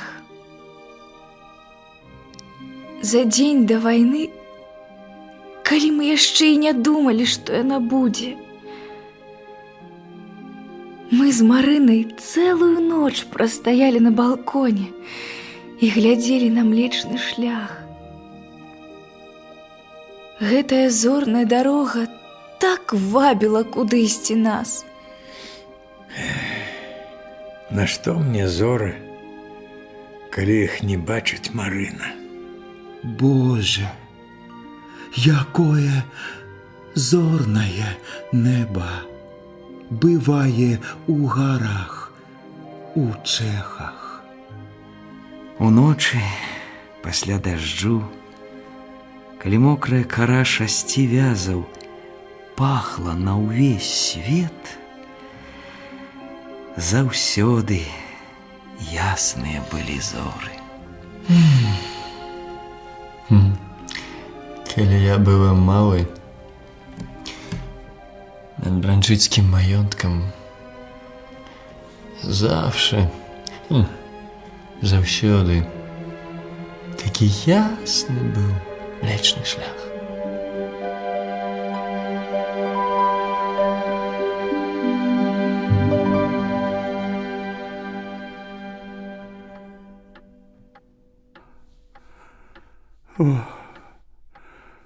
У мене цугаус ёсць 15-годная Гертруда. Яна любіць глядзець на зоры. Фролян, голубка, послухай мене. Я чую свой конец. Усё ужо скончана. Ты юнга, каб ты ведала мой смуток, голубка. Май Гертруда паўстае перада мной, калі я гляжу на табе. Яна у твоих годах. Голубка, у тебе молодая душа. Думай про свою маму. Это самое дорогое, что есть у человека. Думай про яе и пошкодуй мене. Я увесь калачуся от слабости. Я на чужой земле, я сам не ведаю, где. Наша часть уже лягла костьми, а я ратовался у тыле. Я думал, что добреду до Германии. И теперь бачу, что никуда я не дойду. Коли ж неким чудом я все ж добреду до Германии, где мой хаус, Гертруда, хай напиша тебе, а ты напиши ей. Вы будете сестрами навеки. Я вспомнил Анны Хайне.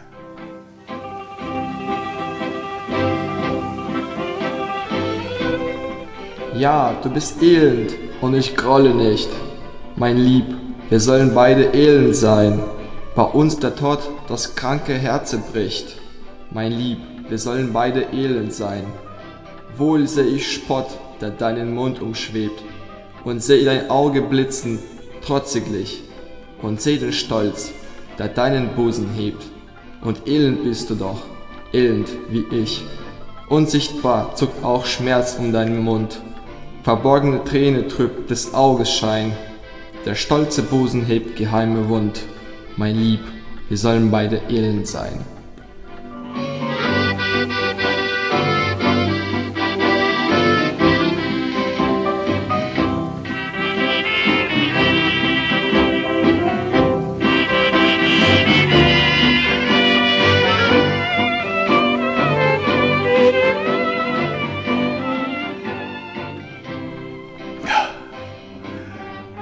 Голубка, запитайся у своей утарь, и она похвалит тебе, коли ты будешь Гертруде сестра, а мне выратовальница. Як жа я скажу ўсё гэта сваёй маці, калі яе немцы спалілі ў Мінску? Гэта не немцы зрабілі. Гэта Гітлер. Гітлер вінават. У Марыны адабраў жыццё не Гітлер, а той лётчык, якога Гітлер паслаў. Нешта занадта шчыра гэты лётчык стараўся. Татка! Маўчы. Маўчы, Гануся. Нам трэба пакінуць гэта месца. Тут можна не вытрымаць. Пойдзем на Случчыну, да мае маці. Над моим домом хаос. У Германии это самый стоит млечный шлях, что и над вашим хаос. Не покиньте меня. Дайте мне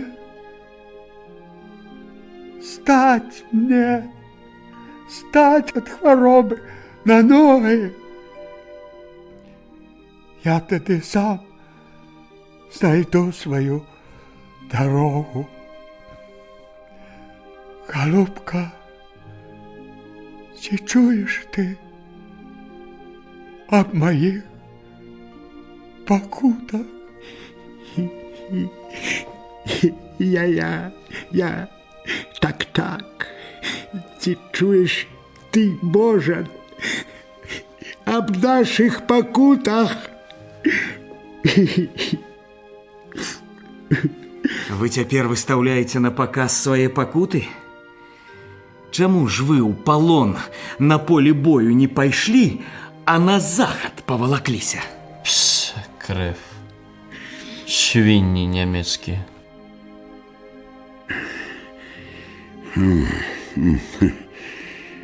Дозвольте запалить у печи и сварить мясо. Голод мучить, и мясо сопсуется.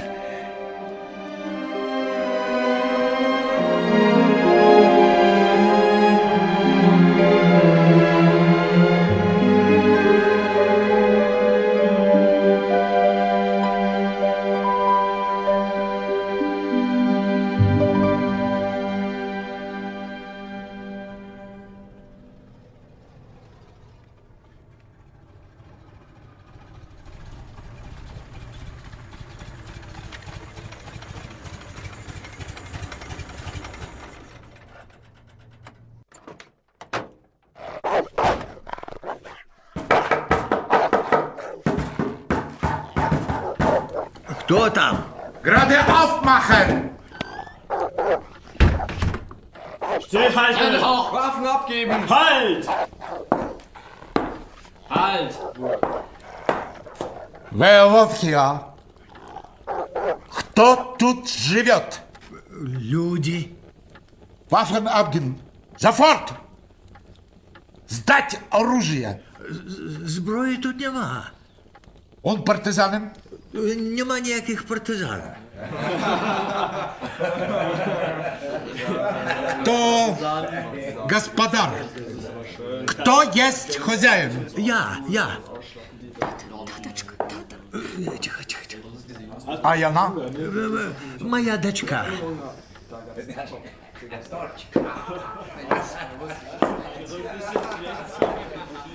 А ты кто? Я есть русский солдат. Это русский солдат. Он утекает с Германии, с полону. Liegen bleiben! Лежать!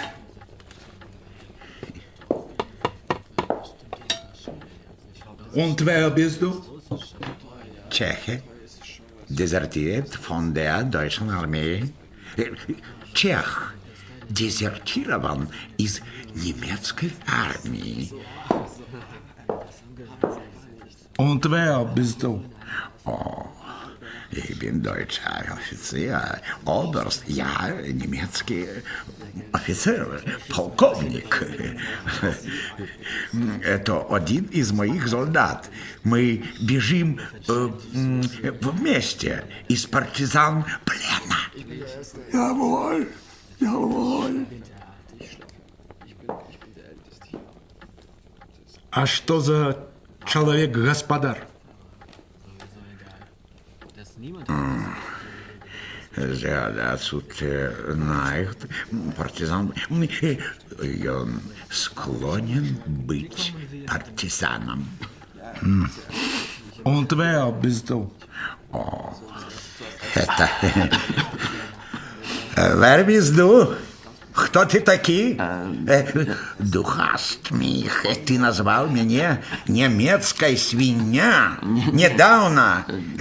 Warum schweigst du? Чего молчишь? Говори. Кто ты?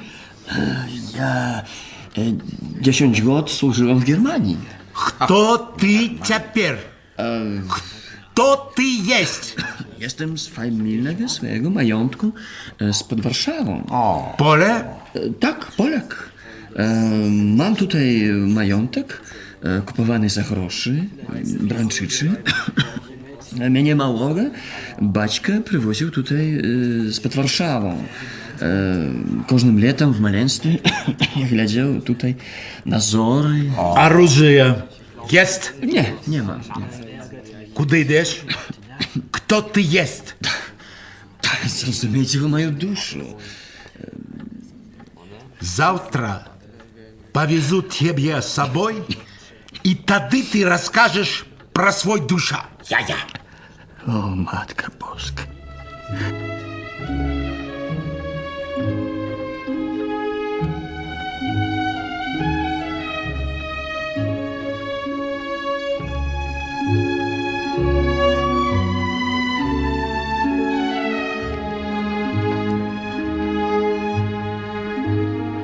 Я належав до тых, хто дбалі аб Вялікай Польска.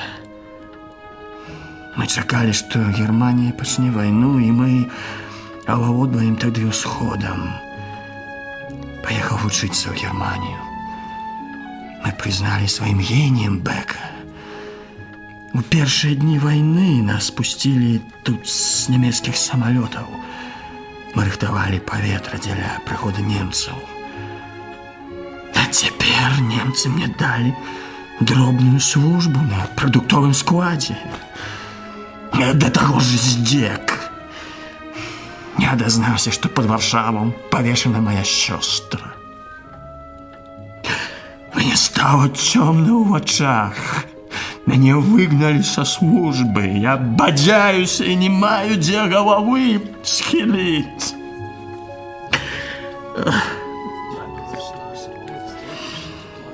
Посмотреть его.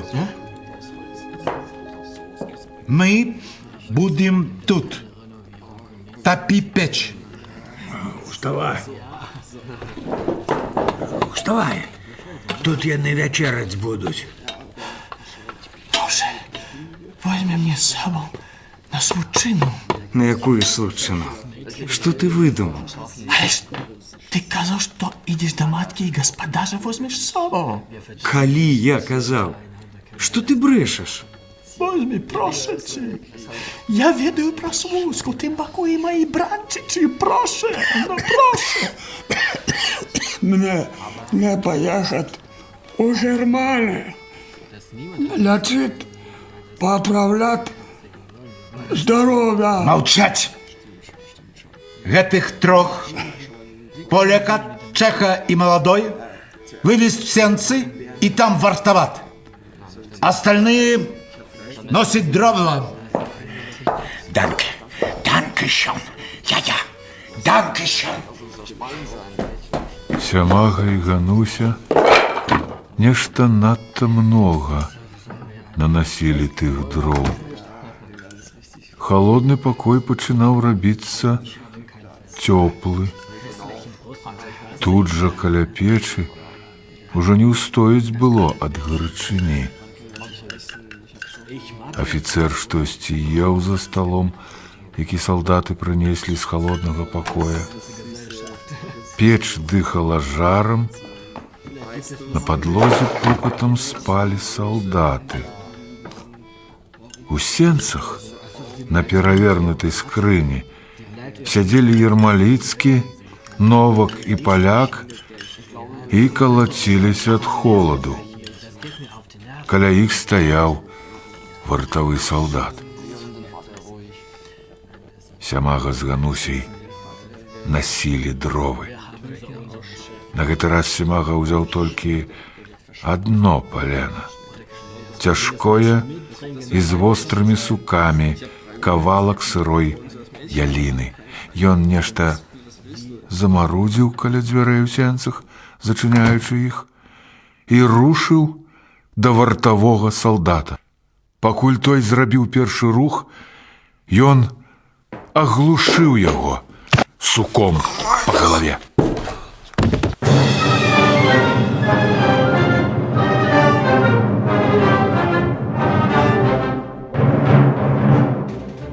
Эдуард, потрымай яго, каб не грукнуўся. Поклади на подлогу. Вось так. Що ви робите? Забери пистолет, он у меня в холодном покое. Ведаешь где? Гануся, дай хустку. Я зачыню сенцы, падапру дзверы і падпалю хату сянец. Там засталіся трэскі пасля Марынінай труны. Вы чакайце мяне каля Марынінай магілы. Там поляк со связанными руками. Я развяжу.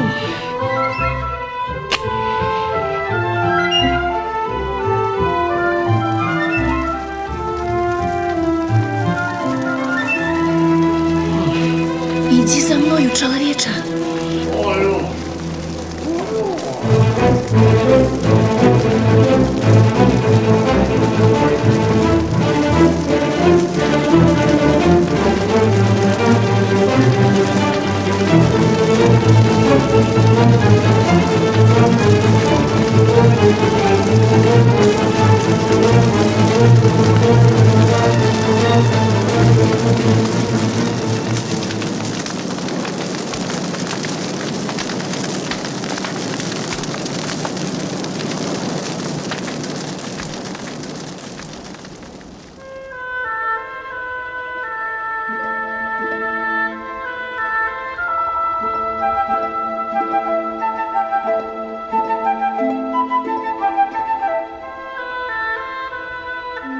Пять дзён доўжылася іх дарога. Ярмаліцкага, Новака, Сямагі і Ганусі. Ярмаліцкі з кожным днём усё жвавеў. Цяпер ён пазнаваў ужо асобныя дрэвы і камяні пры дарозе. Ужо ён заводзіў усіх у знаёмыя хаты, дзе-небудзь наводдалек ад дарогі. Людзі яго пазнавалі. Зараз дорога пойдзе ўніз, і там ведён будзе мой родны дом і 6 вязаў. Озерніцеся назад. Зноў яны цягнуцца за намі. Стары і той, што быў у летнім пінжаку. Яны ўсе 5 дзён ішлі за намі. Што вам трэба, людзі? Не пакіньце мяне. Дайте мне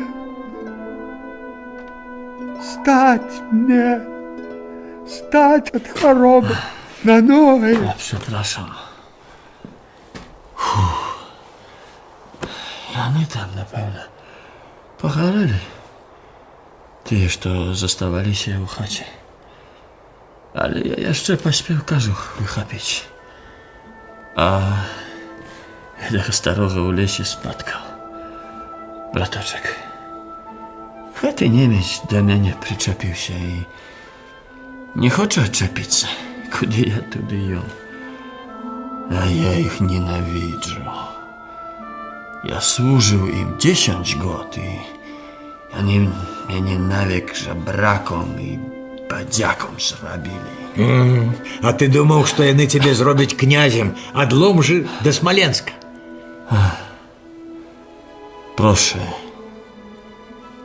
Прошу, дай мне притулок до конца войны.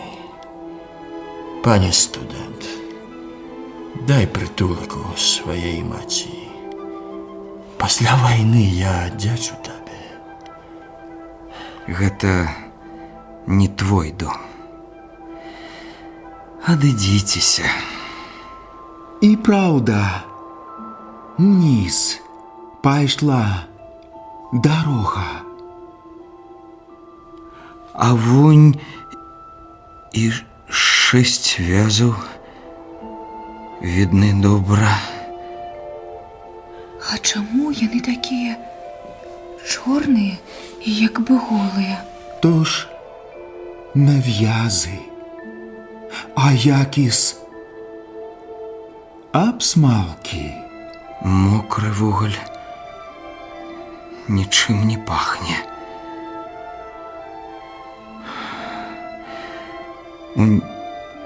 Тая куча абсмалкаў калісьці была маім домам. Тут нейкая дошка з вяроўкай. Напісана штось. Вось тут самая прычына ўсяго. Не бяры яе. Што сталася? Не чытай. Я, Галена Ярмаліцкая, повешана за тое, што не хацела сказаць, дзе мой сын.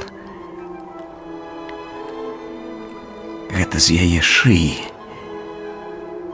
вяроўка.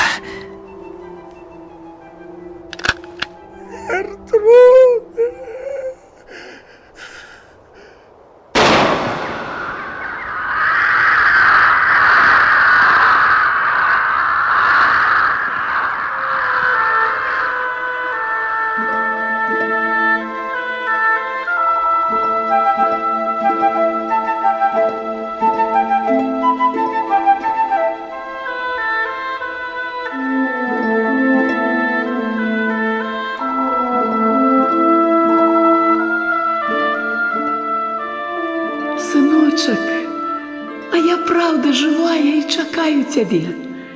І тыя 6 высозных вязаў цераз вуліцу ад нашага дома таксама чакаюць цябе. Яны па-ранейшаму цягнуцца ў гору, хоць вайна, хоць што. Пад імі і цень у спёку лагаднейшы, і лісце іх шуміць, як вечная музыка.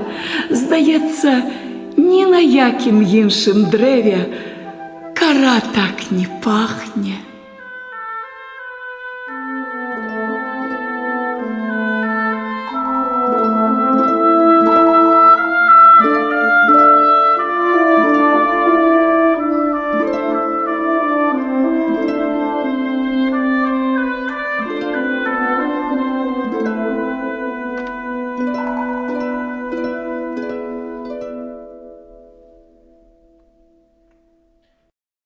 Божа, ці чуеш мяне?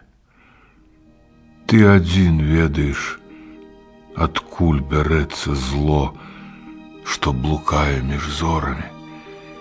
Табе вядомы пачатак і канец яго. Забойства спараджае новае забойство. Вайна абарочваецца вайной, і ты адзін ведаеш, як разарваць гэты бясконцы ланцуг нянавісці. Я ўжо ў Менску. Сілы мае трацяцца і марнуюцца без карысці. Горад абяскроўлены пасля вайны. Я мушу рабіць тое, што мне трэба рабіць, абы не пісаць. Я палю печ, цягаю ваду, краду дровы, дастаю з дошчак цвікі, мыю сваю парваную і вываленую адзежу. Я не магу нават дастаць хоць тоненькі праменьчык дзённага святла ў акно і мучуся ў пограбе. Баюся, што не паспею. Божа, не пакінь жа ты мяне, калі настане той час. Божа, напиши за мяне мае романы.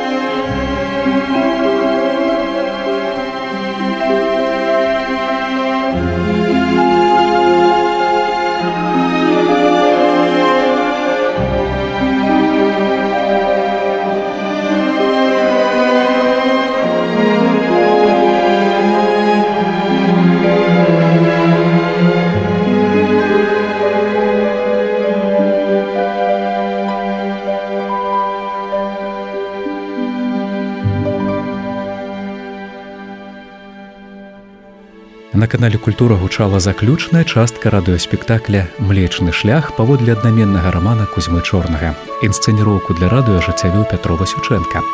Ролі выконвалі аўтар Кузьма Чорны, артыст Александр Гарцуеў, гаспадар Мікалай Сямага, народны артыст СССР Геннадзь Аўсяннікаў, Гануся, яго дачка, актрыса Александра Крывашэй, студэнт Уладзімір Ярмаліцкі, народны артыст Беларусі Віктар Манаеў, маці Ярмаліцкага, народная артыстка Беларусі Марыя Захарэвіч, малады ў летнім пінжаку паляк, акцёр Александр Ждановіч, таўсматы, нямецкі палкоўнік, заслужаны артыст Рэспублікі Беларусь Уладзімір Мішчанчук, стары, нямецкі салдат, народны артыст Беларусі Арнольд Памазан, трунар, чэх Эдвард Новак, заслужаны артыст Рэспублікі Беларусь Андрэй Душачкін, нямецкі афіцэр, народны артыст Беларусі Мікалай Кірычэнка, нямецкія салдаты, студэнты Беларускага дзяржаўнага лінгвістычнага універсітэта Ягор Котаў, Антон Ісаеў, Алексей Рапявец.